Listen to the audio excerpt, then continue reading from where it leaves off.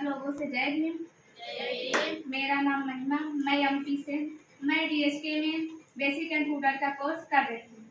मेरे आज के कंपटीशन का विषय है नए संसद भवन के उद्घाटन में प्रधानमंत्री ने राष्ट्रपति को नहीं बुलाया क्यों। प्रधानमंत्री यह मानते हैं कि हमारे जो राष्ट्रपति हैं वह एक आदिवासी है और हिंदू धर्म में आदिवासी को नीच जात मानते हैं, और वो एक महिला भी है जिसमें हिंदू धर्म के अनुसार महिला को अछूत भी मानते हैं। इसी का हमारे प्रधानमंत्री अपने भारत देश को हिंदू राष्ट्र बनाना चाहते हैं, इसलिए उन्होंने राष्ट्रपति को नए संसद भवन के उद्घाटन में नहीं बुलाया। नए संसद भवन के उद्घाटन में उन्होंने ब्राह्मण पंडितों को बुलाया था। ब्राह्मण पंडितों को बुलाने का उद्देश्य मनुस्मृति का अमल करना। मनुस्मृति का अमल करने में वो मानव को वर्ण में बांटना चाहते हैं, जैसे एसटी, एससी, ओबीसी और महिला। एसटी, एससी जैसे इनको मैला ढोना, इनके जो काम है इन्हीं काम को यही काम करे। क्षत्रिय और ब्राह्मण की दास्ता स्वीकार करती रहे, और महिला ना कहीं किसी के सामने बोल सके, ना ही जैसे पुरुष लोग बैठे हैं उन पर अपनी आवाज नहीं उठा सकती, वो अपने मनपसंद का ना ही कपड़ा पहन सकती है, ना ही घर से बाहर कुछ करने के लिए जा सकती है। हमारे देश का शासन प्रणाली है लोकतंत्र। लोकतंत्र यानी हम जनता का शासन। जैसे जो निर्णय हम जनता का होता है वही निर्णय हमारे सरकार को लेनी चाहिए, लेकिन हमारे प्रधानमंत्री लोकतंत्र को छोड़कर वह राजतंत्र अपनाना चाहते हैं। राजतंत्र यानी राजा का शासन।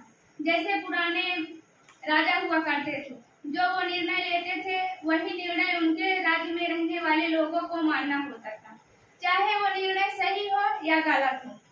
यही राजतंत्र दिखाने के लिए हमारे प्रधानमंत्री ने हमारे राष्ट्रपति को नहीं बुलाया।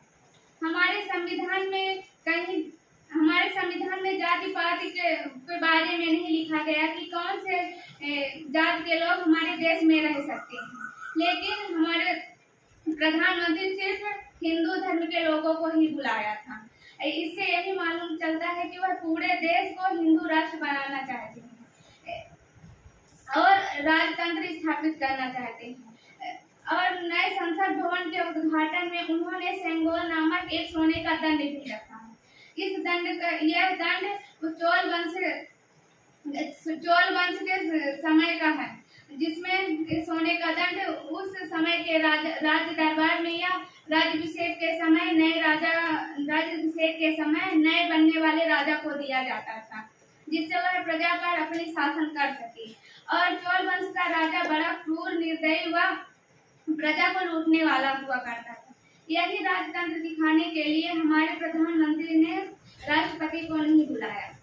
हमारे संविधान के 4 खंभे हैं: समानता, स्वतंत्रता, बंधुता और न्याय। समता यानी समानता। हम उसमें बताया गया है कि हम महिला पुरुष सब समान हैं, लेकिन हमारे संविधान में बताए गए मार्ग पर अमल नहीं हो रहा है। आज हमारे देश में राजतंत्र चल रहा है। और स्वतंत्रता यानी आजादी।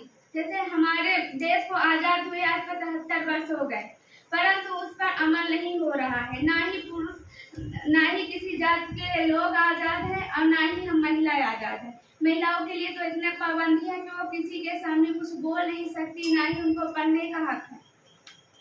और हमारे जो प्रधानमंत्री है वो हिंदू राष्ट्र को राष्ट्र घोषित करने के लिए 5 संगठनों के द्वारा हिंदू राष्ट्र बनाना चाहते हैं। 5 संगठन RSS, राष्ट्रीय स्वयं सेवक संघ और विश्व हिंदू परिषद, हिंदू वाहिनी, बजरंग दल और अखिल विद्यार्थी भारती परिषद। इन्हीं के माध्यम से वो अपने देश को हिंदू राष्ट्र घोषित करना चाहते हैं। जिस प्रकार जर्मनी के तानाशाह का सेक्रेटरी गोवेज एक ही झूठ को बार बार बोलकर लोगों को सच मनवा देता है, उसी प्रकार हमारे प्रधानमंत्री हिंदू राष्ट्र बनाने के लिए इन्हीं 5 संगठनों का के माध्यम से हिंदू राष्ट्र बनाना चाहते हैं। लेकिन उन्हें यह नहीं पता कि हमारे संविधान में, उनके जाने के बाद जब हमारे संविधान में के इतिहास को याद किया जाएगा तो हमारा संविधान इन्हीं दो प्रकार के लोगों को याद रखता है, या तो बुरे कर्म करने वाले को या अच्छा कर्म करने वाले को। लेकिन जब हमारे संविधान के इतिहासों को दोहराएगा तो नरेंद्र मोदी को बुरा कर्म करने वाले लोग के रूप में याद किया जाए। धन्यवाद। जय हिंद।